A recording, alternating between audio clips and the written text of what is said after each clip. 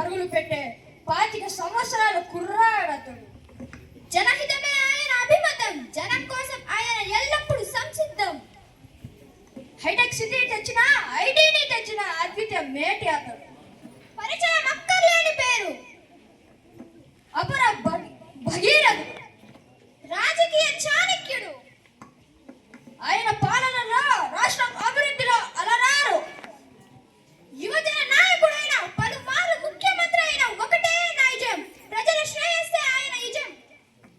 పీఫోర్తో పేదల జీవితాలు మార్చే కార్యశీలకుడు అతడు.